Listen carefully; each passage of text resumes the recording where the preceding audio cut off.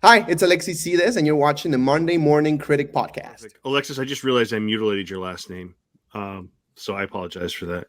You good? You good? Yeah. Everybody does, and I get it. Why? It's honestly, I'm the only person who has, who has that last name. I haven't met any other person who has Sides. I totally get it. So It's a wonderful name, and in about a year, people are never going to forget your name. So let's do that. hopefully, Alexis, any truth to the rumor they called you Tater Tot on set? yeah, I think that was my first nickname instead of potato. Yeah.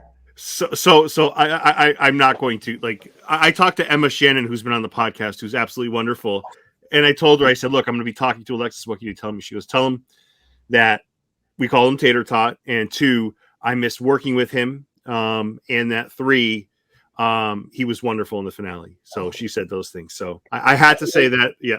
Emma's lovely, so talented, and she has a bright future ahead. So yeah, she's an amazing person, and I'm sure she's gonna succeed in this industry a lot. So keep your eyes open for her. Yeah, one of the great sneaky comedians, sneaky good, funny people that are working today. And I call her a kid actor, and she's not, because I don't know what that term means. But for a younger person to have that type of comic genius is unbelievable. Yeah.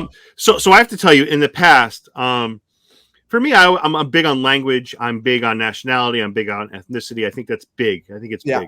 So I've had other Mexican actors on the show, or Latino actors on the show. Yeah. Cristo Fernandez, who has shined in Ted Lasso, was on 2 years ago. Okay. Harold Torres, who is phenomenal in a show called 000 or 000 on Prime, which is one of the best shows I've ever seen. So you are in good company. Alexis, do you see things the way I see things? Because I mean, they're great actors. I not only say this to you because you guys share the same ethnicity, but is that important to you? And we're going to get into like a Diego Luna and a couple other actors. Do you look at it that way? Do you look at it like because you are Mexican born and I believe you still reside in Mexico? Is that correct? No, I actually live in Vancouver right now, Okay. Canada. I mean, I'm here under a permit, right? But I've been living here for 6 years, more than half a decade. So I would consider myself already a resident of BC. Right. Does that is that way importance to you? Do you feel like that's a part of it for you, as far as those that share your common ancestry, or ethnicity are? Did you look at them? Do you look at it that way, or is it? Am I reaching? I mean, obviously, that's a thing that motivates me a lot to just keep going, like put in my country, and we.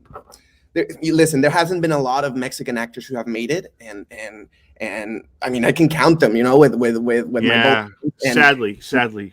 And yeah, look, that's because there's a lot of our countries are like, I'm going to talk from Mexico because that's where I'm from. Mexico they don't have that culture of art. You know what I mean? It's there, but the government unfortunately doesn't support it, and that's what we need. Art obviously needs a lot of support from other people, and government is one of the most important people to promote those kind of things. And I think there's a lot of people in Mexico who are extremely talented, but they don't have the resources. And we can also see it in sports, for example. Like, there's a lot of people who qualify to go to important competitions as a Mexican, and they end up not supporting them because they spent the money in other things, that don't make sense.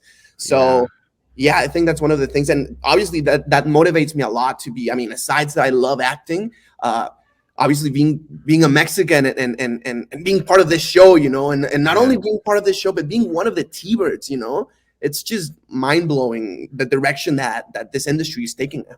Yeah, that's a great point. And I guess that's my point too, in a way, because I feel like the talent of some of these Mexican actors, and I feel like they're so underrepresented. I mean, the ones that we all know about, yes, they've done well for themselves, but I feel like you wonder if people were allowed the opportunity. You mentioned the Olympics. If they were funded, if they were supported, how many more Mexican actors would be? And I'm not making this about, whatever, but I just feel like it's an important topic. I think it's something that's important that we look at briefly, but I just, and in that same vein, Diego, I just finished watching a couple months ago, Diego Luna in Andor, who is just incredible.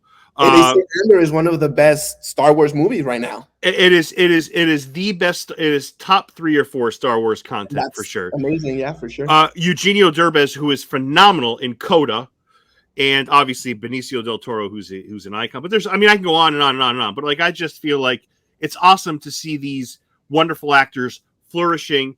But like, I want to see more. I want to see like this really happen. I mean, it's not just Mexican. I want to see people that are of all creeds and backgrounds and all that fun stuff.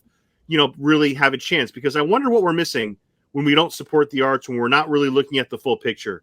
Alexis, like, how many of this stuff are we missing? But anyways, I'm getting off my soapbox here. So you go. I totally agree. And we can see it with music right now.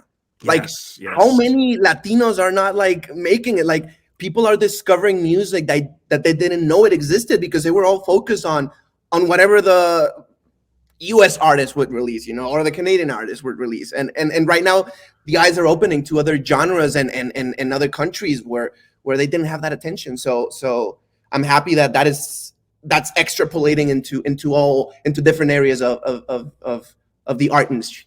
Yeah. And I wish, we have like other forums now. We're in a place where we have, YouTube and TikTok, but like, I almost feel like I wish that was used to like, hey, shoot a small movie, shoot a short, shoot something that we could see, shoot a small documentary. But, I feel like when people have this stage now, it's like, let's do a crazy video. Let's offer somebody $100 to do something crazy. Like, I don't know. Like, we have a extended platform, but I don't feel like we're using it. I don't know. I'm getting very preachy today. And that's one of the great things of Grease, that there's a lot of diversity and there's a lot of opportunities for everyone. And that's one of the things that casting directors were really looking for. And that's why they did an open, worldwide search for these characters, right? And that's why we see Puerto Rican as Olivia. We have Richie, who's also the actor, is Puerto Rican, and Chanel and Maxwell, and it's just a lot. It's just a lot going on in the show, and really happy to be part of the show. Before we hop into the wonderful show you're currently in, let's talk quickly about, tell me about your life early on, Alexis. Who are some of the people that you liked? Who are some of the actors that, like, the movies, like what drew you to this whole like big, this wonderful forum, this wonderful stage? Was it a movie? Is it an actor? Is somebody you can relate to? Tell me about you as a kid. Tell me about what really kind of kicked into gear for you. Yeah, well, it all started in second grade. I remember I started in second grade back in Cabo San Lucas.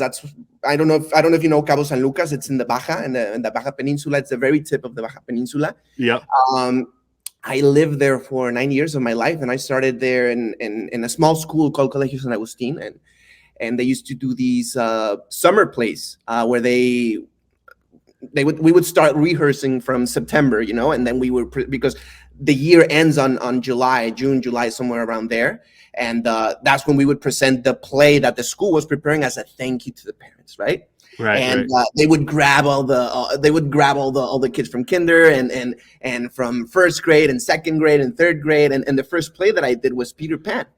I was one of the 100 lost boys that was on stage, and I just fell in love, and I kept doing it. I kept looking forward to it every year, and with each year I kept getting more important roles. And it wasn't until sixth grade that we did a Mamma Mia a play. It was really fun. It was like a Mexican, like Spanish adaptation, right, for school, and I just kept doing it. I'm not gonna lie, I drifted out of acting for a little bit in, I want to say eighth grade, because I did have like a passion in soccer, as I think every Mexican kid had. And I wanted to be a goalkeeper, and it was tough. It's a tough sport, and I really have a lot of respect for everybody who does it, because I realized in one of the trainings, that this wasn't for me. And a few years later, I decided to come back to acting.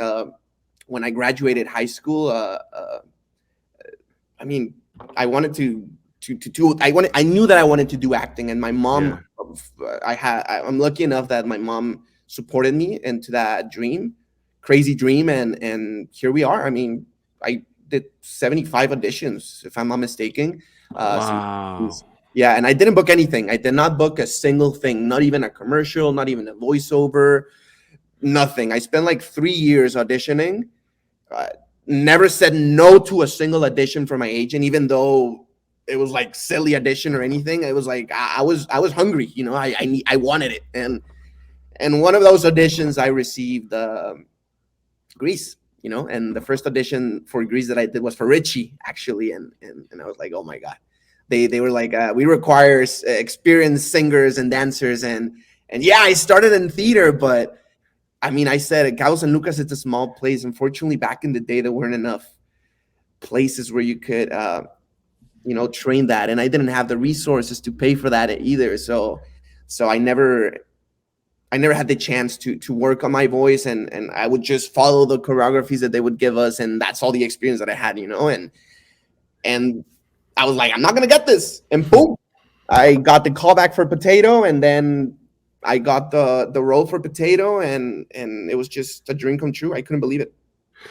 When you go 0 for 75, are you ever tempted to say, you know what, I'm done? Like I've had it. This sucks. Like, oh yeah, for sure. I had many times where I wanted to give up, but you know what kept me going? The callbacks.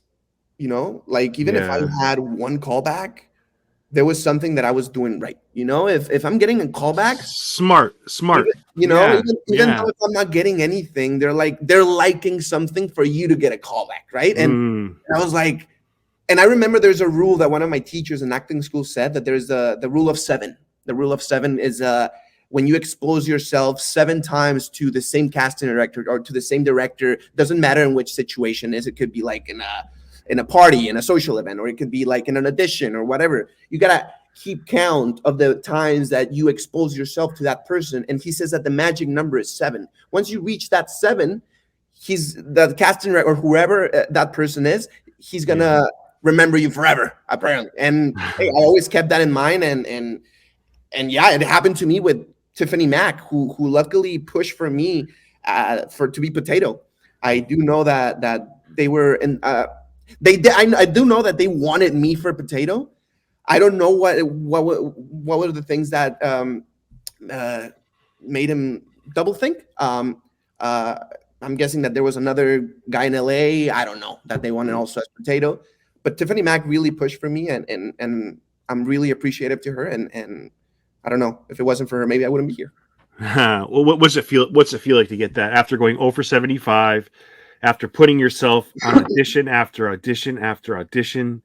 You finally nail it. Tell me your feelings when you find out, oh my God, like I freaking finally I did it. Like, Well, I'm not gonna lie, it was shocking. It was shocking. Like I got a call from my agent one Sunday around right after the Christmas break for the acting industry, which is around December. Around January 7th, something like that. On a Sunday, I received in the morning a call from my agent. She told me that I booked the part, and not gonna lie, it took me a while to realize what happened.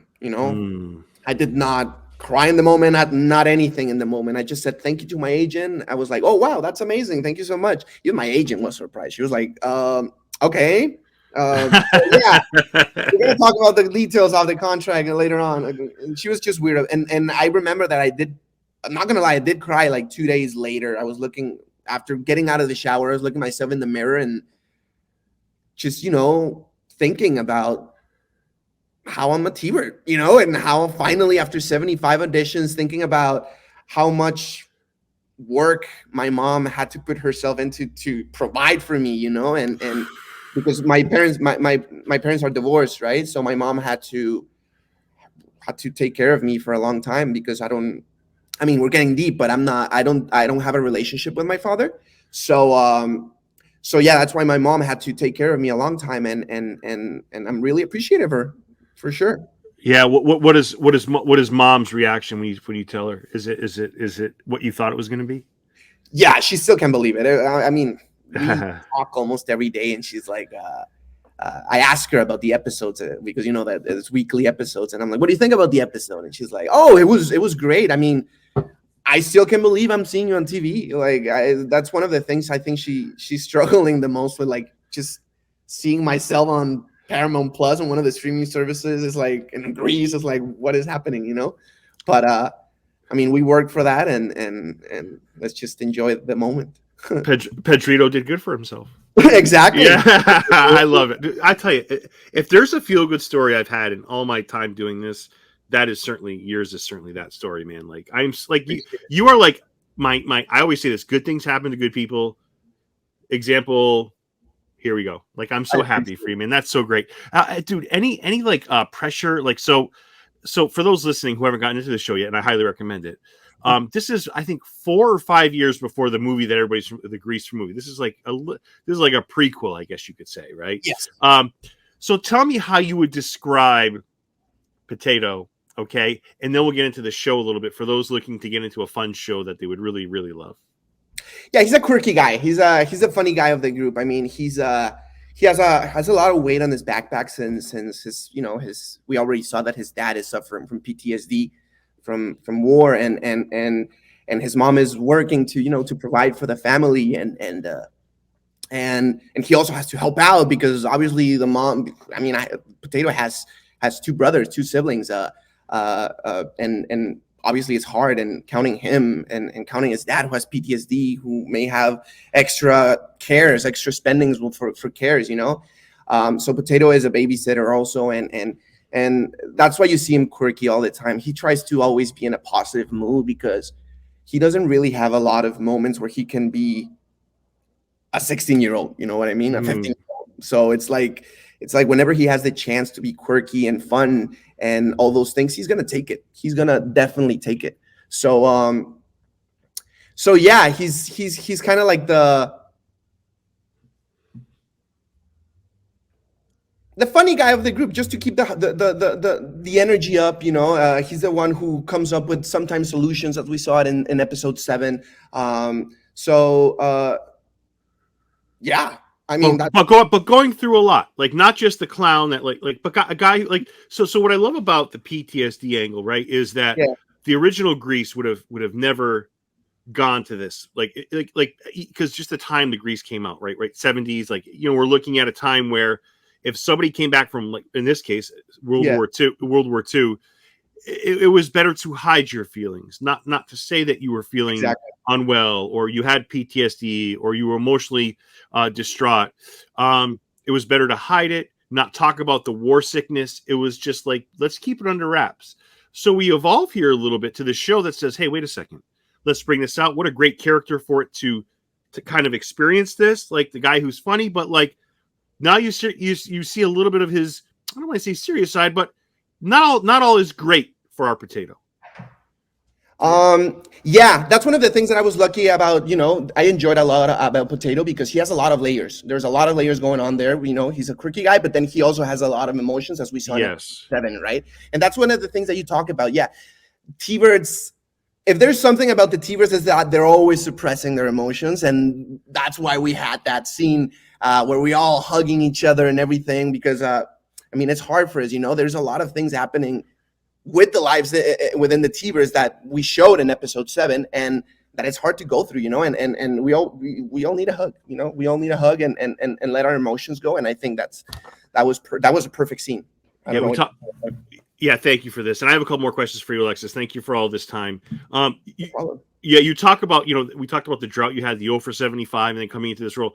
What was it like to have this specific role, this specific character with this like potential to really kind of show off your acting chops? Was it a relief to land this being the role that you had to land to? Was that a relief for you? Did you feel like, what a great opportunity here? I can really prove myself here. For sure. I mean, and not only that, like there's a lot of things, like we have the trifecta in this show, you know what I mean? Like within our characters, we have like, there's a lot of people who have to sing, who have to dance, who have to act, so I was really lucky enough. Like, this is an actor's dream, you know what I mean? A lot of actors dream getting a role where you can show off all those skills, right? And not only that, having a character that is actually Mexican, and part of the T-Birds and all that, it was just amazing. It was just amazing.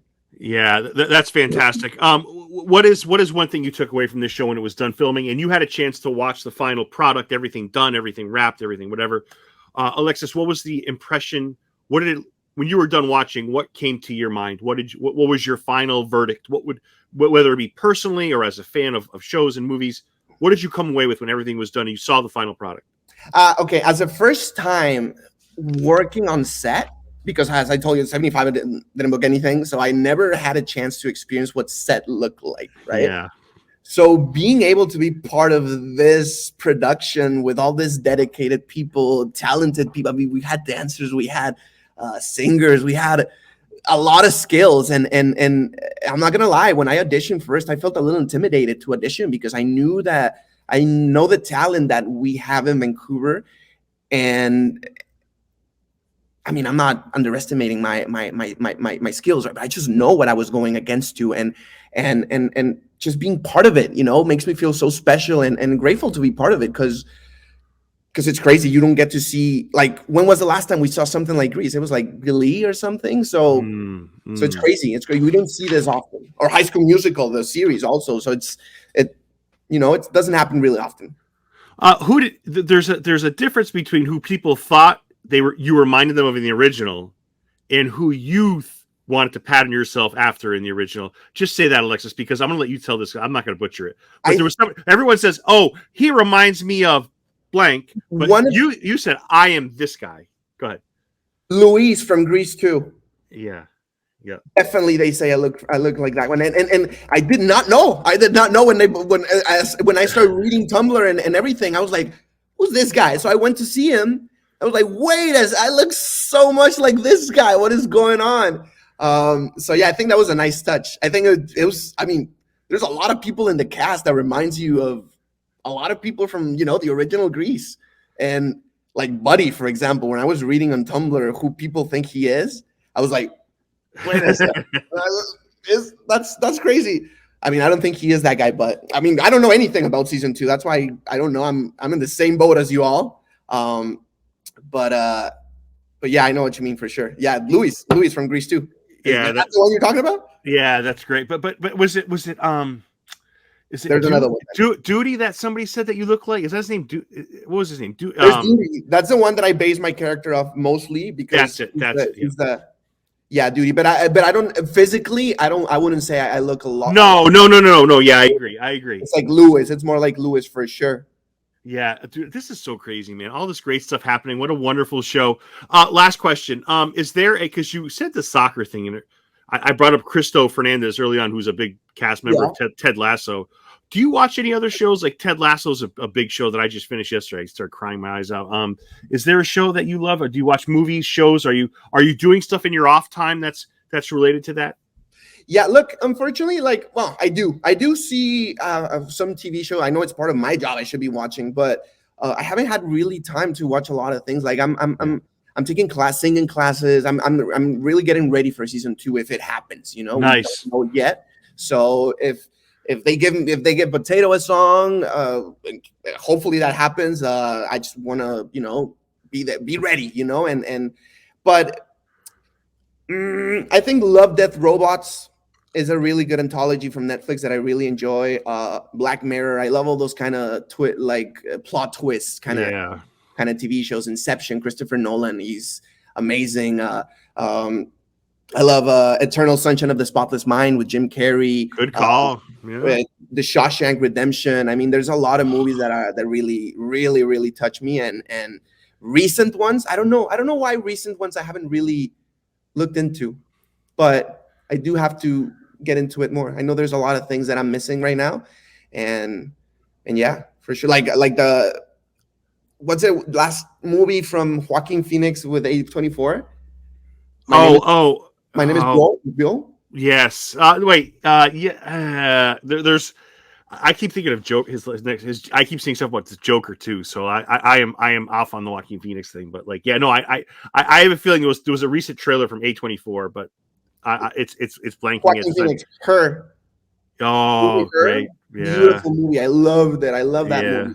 Yeah. So there's a lot of things. I don't really keep up to things, but whenever I do, I try to watch a really, something really good, that hooks you. Yeah. And I think the last show that I saw was Wednesday on Netflix. Yeah, great show. Jenna Ortega. I loved it. She's Latina. She's actually Mexican parents. So see, you give people opportunities. You're bound to see some pretty fabulous performances, and I agree with you.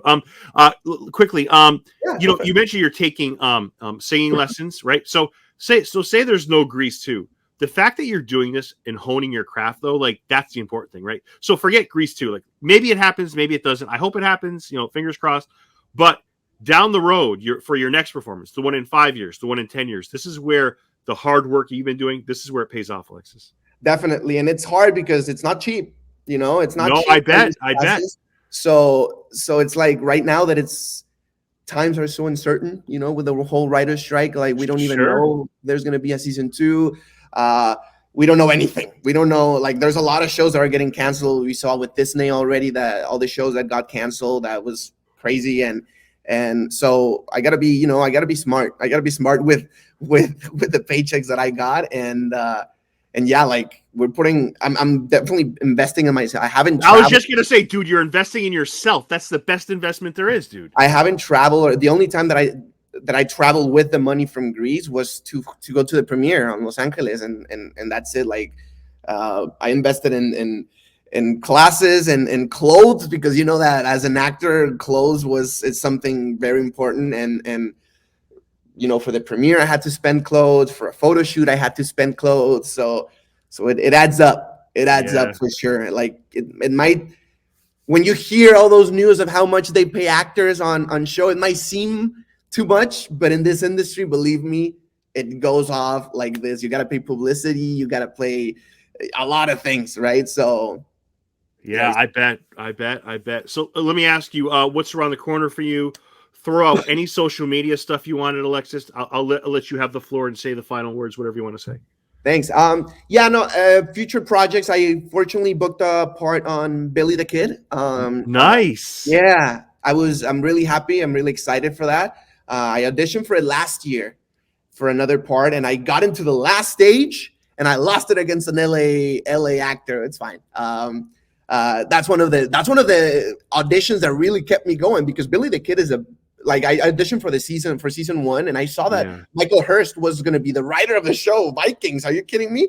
So I was like, okay, let's do this. And I was so excited that I got at the last stage, and I didn't get it, but I was like, you know what? I don't care. Like, I'm at the last stage, bro. And that's when I got this last audition, and they knew who I was already. And so hopefully, I mean, right now is 1 episode, but hey, hopefully we can get written in more. I don't know. And where can we follow you on Instagram, Alexis? You can find me on Alexis. Write my name. You can just write my name like it is down on here on your frame. Yeah. And for Twitter, it's Alexis Sides without 1 S. So it's Alexis Sides, just with 1 S. Yep. TikTok, it's the same. Alexis Sides, just the same as down here. Excellent, man. I gotta tell you, man, I'm a big fan, and I'm looking forward to what the future brings. And have yourself a great evening, and thank you for this time. I appreciate it. You too, Derek. I appreciate so much your time, and talk to you soon, hopefully. Take care. Let's do it again.